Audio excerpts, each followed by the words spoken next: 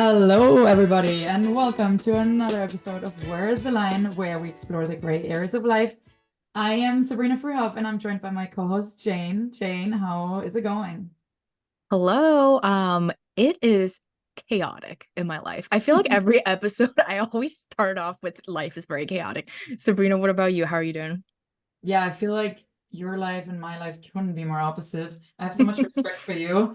Here I am. I just came out of a weekend of organizing a SantaCon. So for those of you listeners who are in the big cities, they probably are very familiar with SantaCon. I know Arya in Chicago, we have the T-Box, right?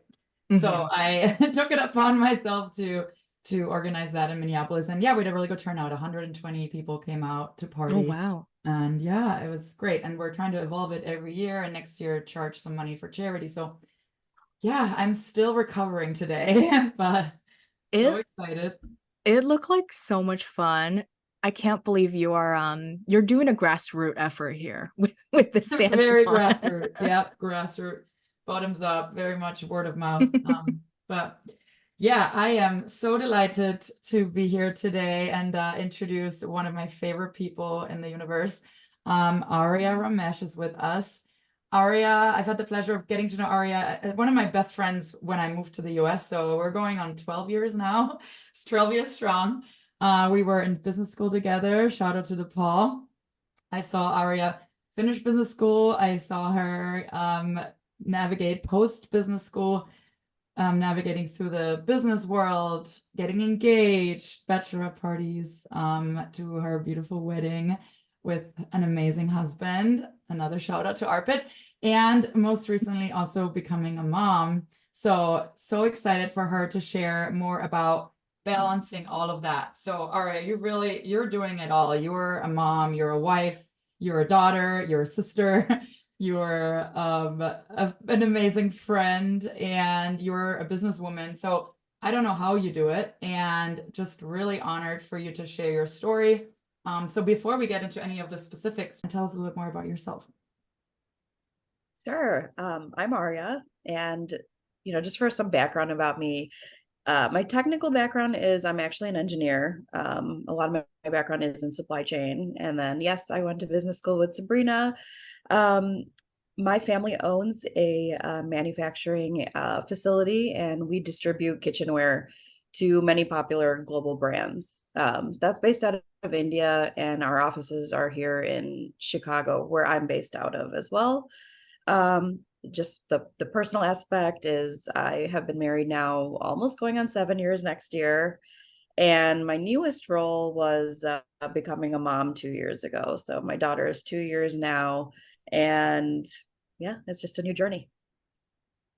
Thank you so much for being here. We're really excited. And for today's conversation, we're talking a little bit more about finding the balance between being a mom and keeping your own identity, having your own life and hobbies. And we're so excited to have you share a little bit about your experience as a new, or maybe at this point, maybe even an experienced mom. Like have been a mom for a while now. So before we even get into some of the deeper questions that we have, looking back, what do you wish people had told you before becoming a mom? This is a good question. I think that people give a lot of advice before you become a mom, but no one really tells you that you're really getting a brand new life. Mm, Um, you kind of think a lot of people make it seem as though you have a baby and then your baby kind of just overlaps into the life that you have. And then that wasn't my experience at all. I feel like it's really a pre and then a post. I have a brand new life now, mhm. and a new life that takes getting used to, new relationships, new behaviors, new perspectives just on how life is and what I want out of it and what I want my daughter to get out of it. And so I think that just that can be a little bit polarizing when you're not prepared for it. Definitely. Oh yeah, I can only imagine. And so as I look at life, I think of it as like a pie chart, right? And there's different roles and different parts of this pie chart that you dedicate your energy to, right, Arya? So Mhm. you may have, I see your daughter, you have your husband, You have your social life, your friends, your family, and then even just your own self and work, right? If there's this new addition, obviously another part has to give. So I guess we'll get more into how you actually navigated it, but has that been your experience where something just has to give, and how did you come to terms with that? Oh yeah, absolutely. Sabrina, you nailed it with the pie chart. I mean, I think for anyone, we all have kind of a pie chart of how we fill each of our buckets, how much time and energy we can give to each area in our life. Especially when I'm a first time mom. When you're thrown into this world, it's just completely different and you're very absorbed in it. This is also a role unlike any other because the stakes are so high, especially in infancy when that baby is so little. They're very just as they should be, they're very dependent on you. And high stakes is, if you do something wrong or you're not paying attention or you're not completely present, something could go wrong. And so I think that it's natural to kind of just have everything else, some things drop a little bit because you physically cannot give your energy to all the same buckets that you used to give your energy into. Mhm. um yeah, and I think that the more we can be transparent about that and kind of lean on your friends and family to understand how big of a transition that you're going through, really really helps that process. Because I mean, for me, like when you and I still are really good friends, and I never like felt like neglected or anything. So I just were curious how you deprioritize that and or Mhm. prioritize certain things over others.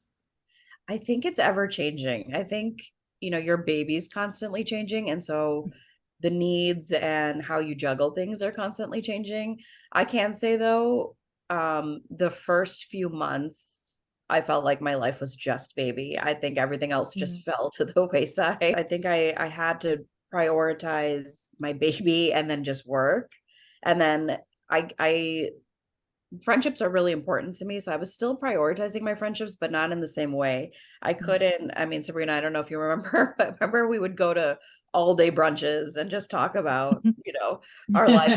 I couldn't allot that amount of time. I could not be, doing a boozy brunch for the whole morning and then letting it take me to the night. So it was Mhm. just time restrictions and time management.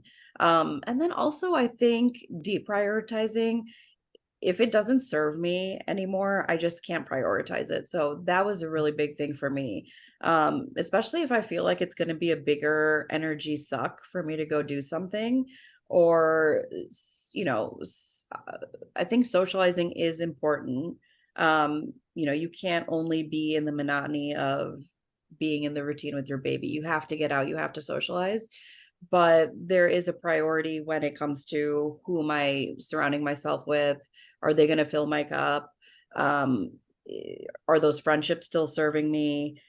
Is this event that I'm going to make me even more tired? What am I going to get out of it? I think that those are more of the things that kind of help you prioritize stuff or deprioritize stuff. And it also makes you reevaluate a lot of things around you. So if you Mhm. are finding certain situations or people just to be draining, Mhm. um, and to take away that energy from you, I think you just naturally also shed that from your life. And so I think that that's been kind of the silver lining of it, and not having as much of the time because you really want to give your time to the things that truly matter, and Mhm. the people and the things that are there for you.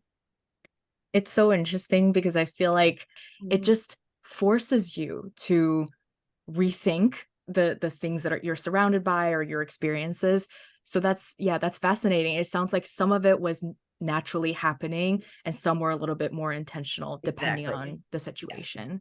Mhm. Um, one of the things I was thinking about heading into this conversation today is I have a couple like young moms in my life, girlfriends, and sometimes when I talk to them, they've shared that they feel like they've lost their identity and that their new identity as a mom, which I think you kind of mentioned earlier, right? There's a pre and post baby definition or like your life. Like what's been your experience? Is this something you struggled with? Do you feel like early on you had this major shift in identity, and are you working on like bringing different things back into your life now that your baby is growing and maybe you need a little less of you, or maybe you have a, different relationship with your baby? What's just been your experience with identity? This is a great question. And from the moms that I have talked to and just articles I've read, I do think this is a big contention point almost for a lot of new Mm, moms. Mm. I think that the moment you have the baby, society really pushes this, well, you're a mom now, and mm, really puts that identity onto you. And that's okay. I think being a mom is a powerful title, and it's something I'm proud of, but it really does make you kind of question your identity. I know for myself, I didn't really feel like myself for a really long time. Right after you have a baby, your hormones are cutting in half.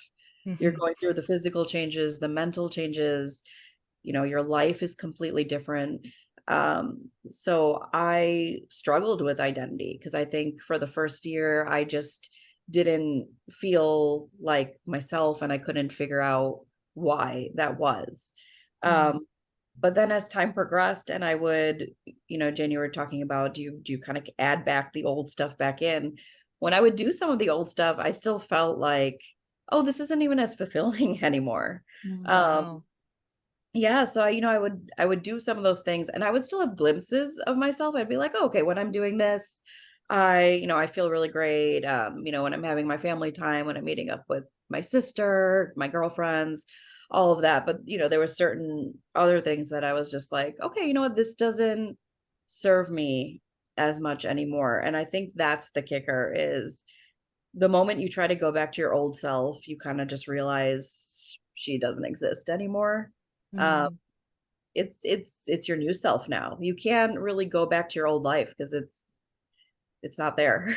So you have to yeah. figure out, who are you now, and what parts of your identity from the past do you want to hold on to? What are you proud of? What did you love about yourself, that you want to stick to? And then what are the new aspects of your life? What do you want to get out of your life now? It's a completely different stage. And what does that look like? And so I still think that just as humans, we're so multidimensional Mhm, that sometimes when you only label yourself as one thing, even though it might be something that's so important to you, being a mom is so important to me, I still kind of think it shortchanges you. And so mm. I realized a little bit later, like, I don't want that to be my only identity. And I think that's something that I kind of I'm proud of that role, but I also try to not identify myself solely based on that role.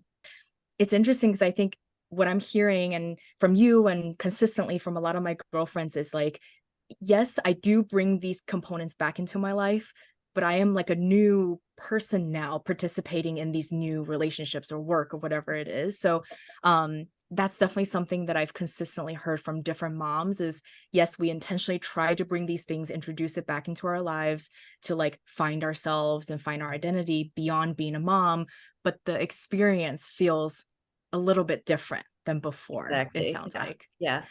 And you mentioned like you work in your business, and it's something that we know that you're very passionate about. I know a lot of moms, particularly working moms, feel like they're missing out on their children's lives because they're working. And I think nowadays, especially like in our communities, is very normal. Like it's normalized to have working moms, but I think that's been kind of a shift over time. And I think a lot of moms feel like they're just not doing enough, right? And they're missing out. Um, what's been your experience with that? Are there situations where like you're just in your head and you feel guilty as a mom and societal pressure, right? You mentioned, but then are there situations where that actually might be the case? Um, like what's been your observation or experience with that? Yeah, another great question. I think I deal with mom guilt every day in some way or Mm, form, especially when I'm working from home. So my daughter, just some background, she does not go to daycare right now. So we kind of, okay. she kind of ping pongs between both grandparents are local. So when I work from home, my spouse's parents come. and they watch her. And then when I go into work, my mom and dad, they live very close to where I go into the office. And so then they watch her then. So when I'm working from home, there's often times that she needs me. She just wants me to be the point person for stuff. She's coming up to me while I'm sending emails. And I do sometimes feel like, okay, why am I so distracted right now? Even though this is my job, I'll sometimes feel like, okay, no, maybe I should need to play with her. And then when I do need to be really strict with her, like, no, I need to get on this work call. I'll say it in a different way, one that the way she can understand. But when I shoo her away, I feel this guilt, and then I can find myself on my call having a split mind where I'm like also thinking of her, and I'm also trying to present something. But when I first gave birth, I think after like 6 weeks, you're kind of just doing the same routine every day. It's Groundhog's Day every day. And I think by like the 6 week mark, I was itching to do something else. Like I just needed to do some work. I wanted to, and I expressed that to my dad. So again, family company. So I expressed that to my dad, and he was kind of like, okay, you know what, you can start back, but pick 2 small projects and ease your way back in. And that's what I did. And it was nice to have like a little bit of both. But the moment I started ramping up and getting fully back in, I really did have feelings of self-doubt there, where I was kind of like, can I do this? Is it worth being back at this capacity? And I really played around in my head with going part-time, or maybe even taking the first year off, because I did feel the guilt, and I also felt like this time is so fleeting. I don't want to miss anything. But also, since it's a family company, I also felt guilt with not being able to hold up my end with work and certain deliverables, because it defaults to a family member, right? Like if I can't do it, it's going to default to my sister, or my spouse works with me as well, so it would go to him. Worst case scenario, my dad. So all of those things, it's not a traditional situation, but it was my situation. And so I really struggled during that time. Oh man, your situation is even harder because, yeah, to your point, if you're not executing certain things, you know that goes to somebody else that you care about, and that they're going to have to Exactly. do this work. Oh Yes. man. Yeah. Gosh, are there other like conflicting feelings? Because you talked about, like, it sounds like you felt guilty for both from your daughter's perspective and caretaking perspective, as well as work. Were there other conflicting feelings that you had, like even have as a mom? Are there situations where maybe you felt like you have this immense love for your baby, but it's frustrating sometimes, it's tiring, it's exhausting, or do you feel like you are maybe missing out on other components of your life, or social, right, whatever it may be, or career, because you have to prioritize your child? I think it can play out in other areas of your life, like in your relationship, you can be a little bit more snappy with one another, because you're not going to snap at your daughter. And so the conflicting feelings come then, where you almost feel like, should I just go out with my friends? Should I go, what are my other friends doing? How come they are doing all these other things with their baby? But I think in the end, you realize it's just a season that you're going through. She's not going to be having, God willing, she's not going to be having tantrums till she's 18, I hope. So I know it's just a phase, and it's just something that, we have to get through. Yeah. Yeah, no, I think that's a good perspective. And there's no recipe to do this, right? So you're doing your best, everyone's doing their best. And I've seen you in action, and it's really not easy. But I do want to talk a little bit about the support part, Arya. Obviously, I know you from, like, you always want to give 100%, ready, pour 100% into your whatever relationships, or even with your daughter. But that's not reality, right? We can't always give 100%. So in those days where you may not be able to give 100%, how do you lean on your partner, on your spouse? And yeah, what are some of these conversations like? Yeah, I mean, good point, Sabrina. So I think that in at least for the first year, I was kind of determined to do it all, or sometimes not even ask for help sometimes. As time went on, I realized that it's in my daughter's best interest when I'm very transparent about what I can handle. So the more transparent I am, I can make sure that she's better taken care of. So, for example, right now I'm going through a herniated disc in my back. And Mm. so it is hard she is super active. Like when anyone meets her, they're like, wow, she has so much energy. Um, so, just sometimes just chasing her and being active with her, by the end of the day, it can take a really bad toll just on my back. And so now I'll do a better job of being transparent of just, hey, I cannot take her to the park right now. I need someone else to tap in. When her grandparents are over, sometimes I'll have them do an activity with her if I know it's going to be hard for me to do it later. Um, when I know I have really busy work weeks, we'll plan something really fun for her on the weekend. And so then it kind of feels like, okay, I can't, I only have 40% to give today. But I'm going to make up for it a little bit later. And then you don't, feel as much guilt. But I feel like as long as we allocate those things and we're transparent with each other, we can plan something else for her to do so she's not just idle on her own. And I think that really helps with not being able to give 100%, is to be able to ask the support system that you have in place. And I did see this quote that I actually really liked, and it said that if you only have 40% to give and you give that 40%, then that's 100%. And I'm going to go with that. Yeah, I'm glad you're getting more support, because otherwise that's not healthy. Yeah, so on that notion of self-care, how is that going for you? Do you recommend, like, do you have a routine self-care, or are you really just, when you're on your last straw and you're like really drained, like turning to that? Or like, first of all, what do you do, and what do you recommend to someone that is a new mom? Yeah, I'll be honest, I'm working I'm working on this. I do think that sometimes it is when I'm kind of like at the end of my rope that I'll be like, I should do something, or I should leave the house, or I should plan something.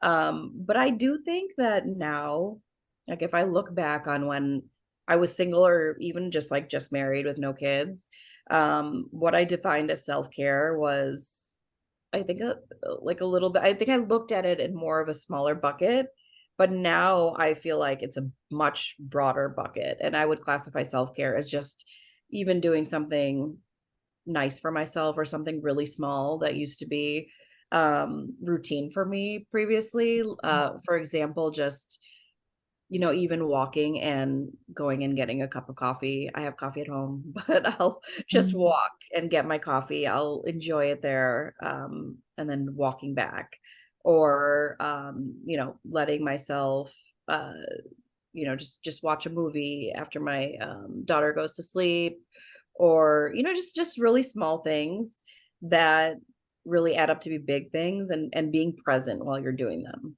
A lot, making yourself just be present. If you're getting a pedicure, just be present here. Don't Sometimes I'm guilty of, like, I'll keep texting my husband and I'm like, how is she? What are you guys doing? What are you guys, did she eat? And he's just like, why? Just enjoy what you're doing. Don't be in our business. Just just go. You left for a reason. And I think that's important. And then another thing I realized was, have you guys heard that battery analogy about like how you charge? It's No. so it's this analogy that basically says that we all have this, our energy is a battery. And when you deplete your battery, there's some people that like to be alone to recharge it. And then there's some people that like to go and be social. So you'll go to a party, you'll meet up with a bunch of friends, and that's how you recharge your battery. So Mhm. I've been always the type of person that I like to be alone. I like to just, even if it's just like I'll order food or I'll have some nice wine and watch a movie by myself, that's how I recharge. And I think I got into a habit where that was my self-care a lot. And it was my husband that was kind of like, you need to get out of this pattern. You need to get out there and meet up with your friends and talk to people. and be social. And then and that's when I realized, yeah, I need to know the difference. I need to know when my self-care is being alone and having that alone time and going to sleep early so I can, get some extra sleep in. And Mhm. then there's other self-care, which is stepping out of that and not isolating and going and meeting my friends and recharging that way. And I think that's what's basically changed. What we have done is, my husband and I, we have, some couple friends that we've just kind of set up a cadence. They come every Thursday for football. All right. And they come to our house. So it's very low maintenance and it's been really nice. Well, it sounds like you and your husband have a really supportive dynamic, right? And obviously I've seen it, but for the listeners, like how do you support each other? And oftentimes, right, I can imagine when you become a parent, the child is like the number one focal point, right? And Mhm. some couples may or tend to neglect each other. How do you make sure that that doesn't happen, and that you continue to put each other first and sort of tend to the relationship? Mhm. Yeah. So just to go back to the first question, which was what do you hope people told you before you Mhm. had a baby? I would put this answer into it is that your relationship will change in a big way. Right. Mm. There's just like such a change in the relationship. I mean, you're going through a big life event together and then both of you are changing. So then the relationship as a result will definitely change. Mm, Um, but I don't think I was prepared for that either of like, almost how much before when you're, dating or, when you're married and you don't have a kid yet, you are able to just kind of give all your energy when needed, right away. And now sometimes it's just not feasible. Um, mhm, our daughter's at the age where she wants all of our attention. And so sometimes we have to wait to have the talks that we want to have after she goes to sleep. And then sometimes when she's asleep, we're exhausted. And it's mhm, just, it's sometimes we'll have to kind of just be like, did you still want to talk about that? And then the other person just is kind of like, you know what? Let's just everyone wind down the way you want. We'll pick it up later. mhm, Um, and so I think prioritizing each other, we kind of just we'll check in more often through the day and just see what's important for each other that week, how we can support each other in letting that happen. But yeah, there's definitely a relationship shift. And I think we're always just working on communication. Because Right. yeah, sometimes it's like I said, it's hard to communicate exactly how you're feeling when you don't know how to vocalize it. And then a lot of the time something someone told me is the things that you're feeling, the frustration you might be feeling towards your kids, it comes out on the other person because you can't tell your kid they're frustrating you, or it's because of you I didn't sleep a lot and now I'm very irritable and then I'm gonna bring it out in this other way and I'm projecting it on in a completely different way. mhm, So I think just communication. There's this topic that that I was reading is a big stressor in relationships, and then also just in relationships in general, and then also like post baby. And it's this whole idea of division of workload, division of mhm, labor in a household. Mhm. And when we were not communicating well about like how much do you have in the tank right now, yeah, there's it's easy to be resentful of, okay, well, I just did the bath, I did the bedtime, I did dinner, I did all this stuff, and you're kind of just, where are you, and you didn't tell me you're not feeling great today. And that has helped us because now we know the moment we get back from work, I already know, okay, he's probably going to go lay down or he's going to go run these errands or whatever it is he needs to do. And then he knows, okay, Wednesday and Thursday, I'm going to be doing those things too. And right, then we come together to pick up each other's slack. totally. I want to pivot a little bit. Earlier, you mentioned there's a lot of like pressure being a mom, whether it's societal pressure, family pressure, or even honestly, social media. I feel like a lot of moms have mom guilt because they're seeing other people's perfect mom life, online. So I completely understand that there's all these external pressure and judgment. And I think this happens a lot more to moms than dads. I feel like a lot of times dads do anything, everybody clap, and it's like the best thing out there. Mom do some things, even if it's like extra, people expect it to happen. So there's already this level of judgment happening, right? Um, what's been your experience with that? Like, how is dealing with that? What's been like the biggest pressure point for you when it comes to these external like judgments?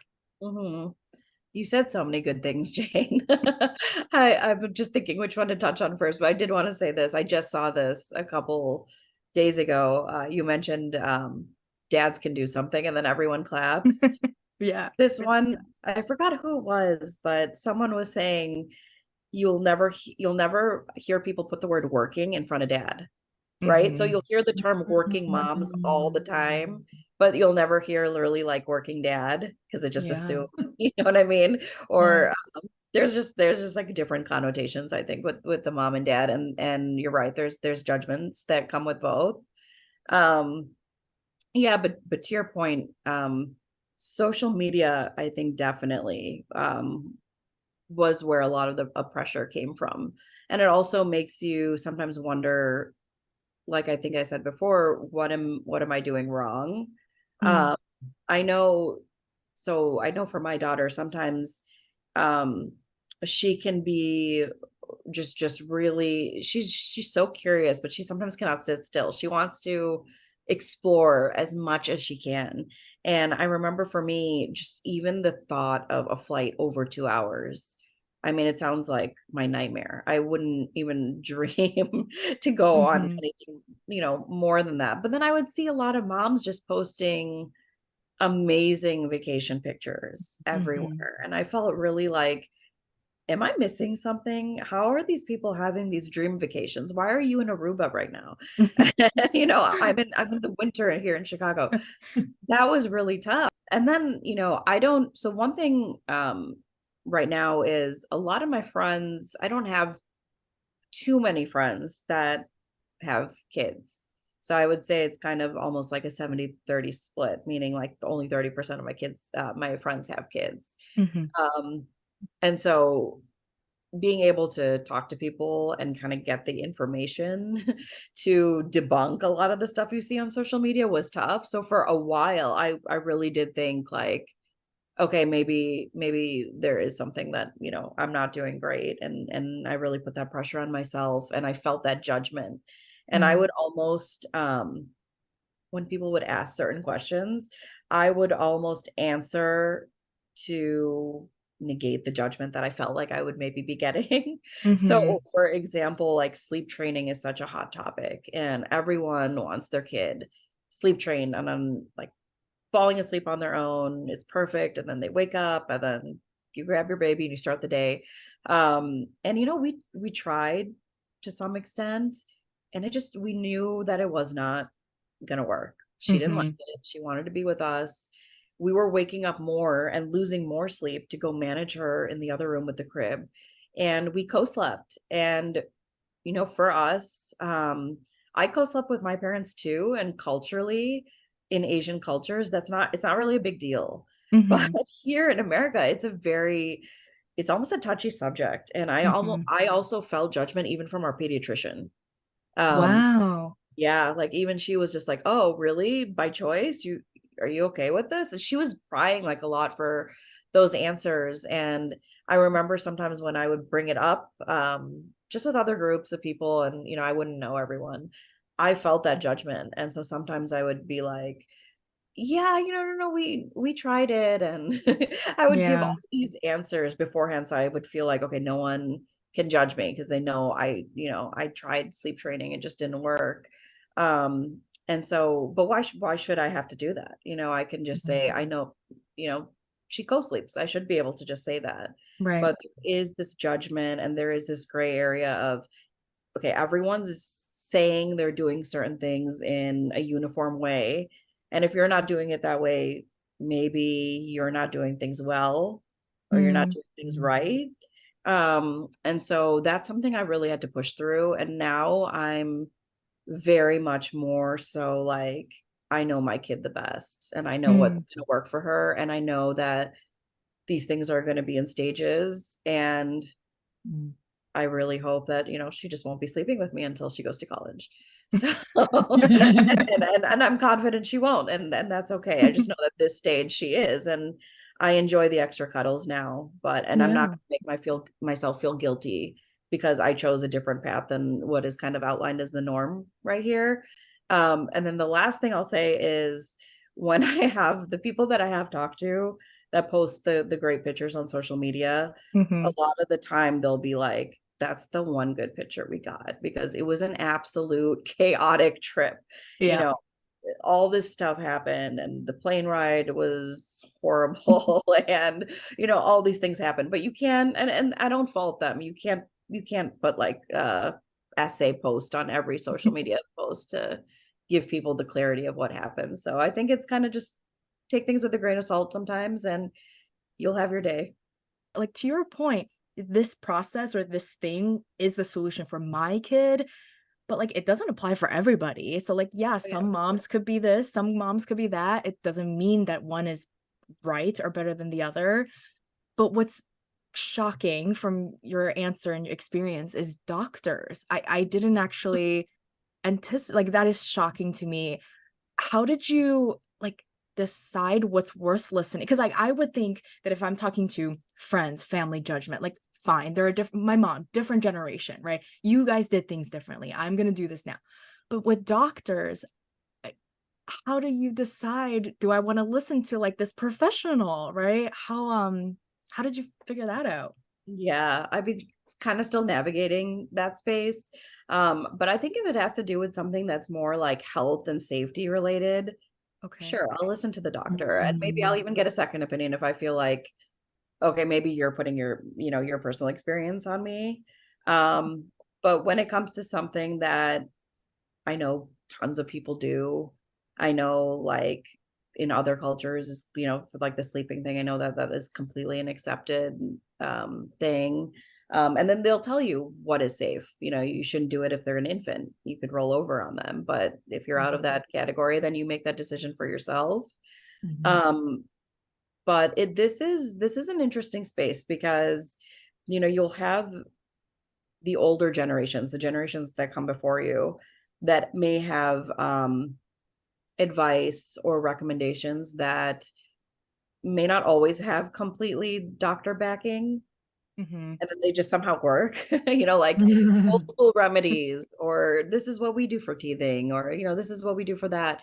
And again, I really think it comes down to, your baby best, what's going to work for your family. If you really don't want to do something, um, that's something old school, like a remedy or whatever that is, something that's not traditional, you don't have to. The best way that my husband and I have navigated this is we'll listen and then we'll sometimes just say, oh, well, that's a great suggestion, but we'll consult our doctor first. Mm. um, Yeah. and then there's other times where we're like, okay, this sounds really harmless, we'll just do it, like if it can't help, right, like something with teething and whatever, sure, we'll try it.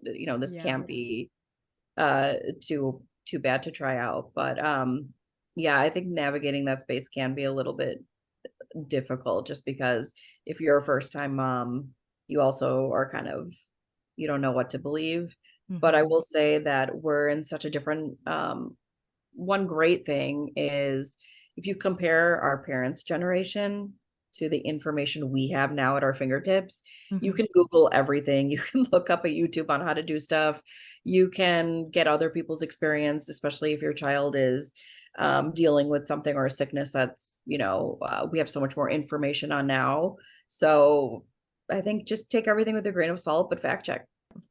We're starting to kind of come to the end of the conversation today, but Arya, what's the biggest change that you've seen in yourself since becoming a mom? Like, are there things that you feel like you've shed? Are there new maybe skills, whether it's communication or even like having a thicker skin, dealing with all these, external pressure?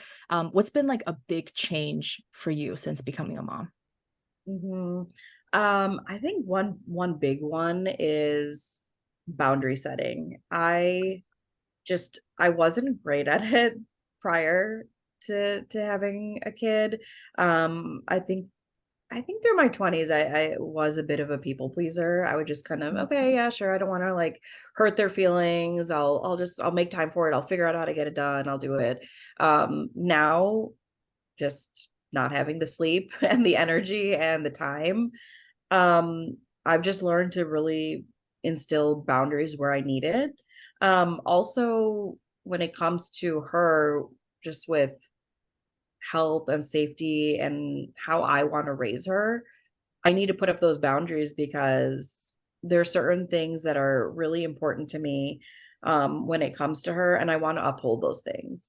And there's a lot of the time where people may not understand those things, and they're the people that are closest to you that, Mhm. you know, you do let in. And so those can be the hardest boundaries to maintain because it's hard to have those conversations. And I think before I was very hesitant with confrontation, such as that. But Yeah. now I know it's in the best interest for my family to have those conversations. Um, I'll give you one example. So my daughter's a COVID baby. You know, Mm. I was pregnant in December 2020. And then Wow. and then when she was born, there was no vaccine for infants. Mhm. There was no vaccine. I think I got even my vaccine like near the end of my Mhm. pregnancy. And I remember we would tell people, you know, when she was under 6 months, can you just wear a mask if you're holding her? And some people wouldn't respect it. They would wear a mask and then all of a sudden their mask is gone, right? Mm. It's disappeared. And it was hard. It was hard for us to hold that line because, you know, these are friends, this is family. And it put us in an uncomfortable situation as well. But at the end of the day, you will do anything for your child. Yeah. And yeah, and that gave me just so much courage and confidence in my convictions and what I wanted. And I think that's where I got the thicker skin to be able to make those decisions and speak up for myself. And your kid cannot advocate for themselves. You're their number Mhm. one advocate. And the moment that that clicked for me, just all that shyness, all that, oh, I don't want to step on anyone's toes, it went out the window. Now I'm very clear about Mhm. what I need, what my kid needs, what's best for us. And I think that's been a big change for me. And then the last thing I think when you become a parent, your perspective on certain things just changes a little bit. You know, you see the world differently, and sometimes I think it's double-sided, right? There's two sides to the coin. One thing is you can see it kind of scary because you're Mhm. so protective of your kids, so you can see the world a little bit more just dangerous and you're more cautious about everything, and everything is almost like a perceived threat everywhere you go. You can kind of think of, oh god, this is tough, or navigating a big crowd is hard. But then you can also see just beauty in everything now, and sometimes I'm just so excited. I could have done something a million times in my life, but now knowing, oh, it'll be the first time my daughter gets to see something, Yeah. it's just different for you. It's so exciting. um it's amazing, and just to watch her experience everything, it really gives you just a different perspective of how you want to live, what you want her to experience, the kind of mom I want to be. And then there, I can even see now just how observant she is of us and the people Yeah. around her.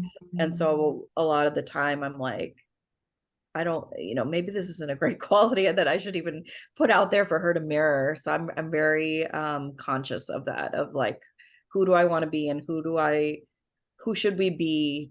Because she'll emulate that. And so I think that Oh, yeah.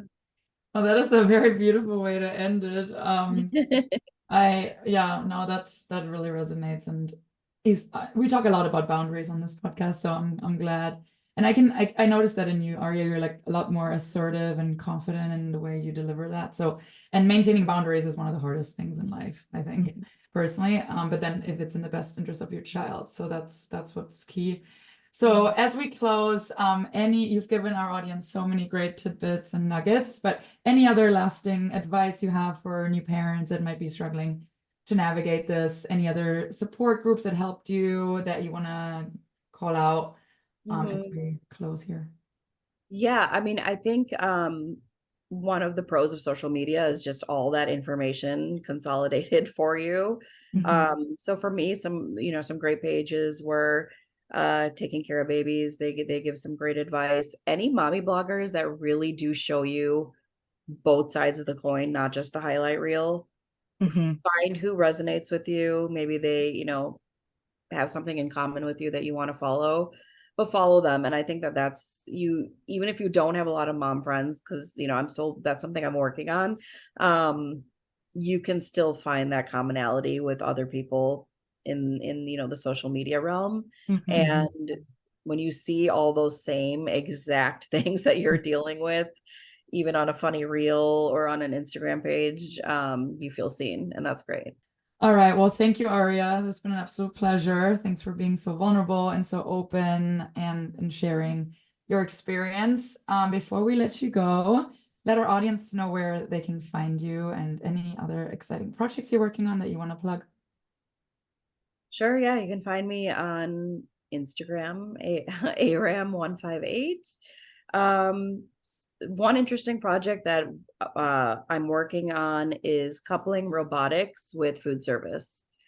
And so I think that's the new direction things are going, and I'm really excited about some of the new things that we're working on to marry the two.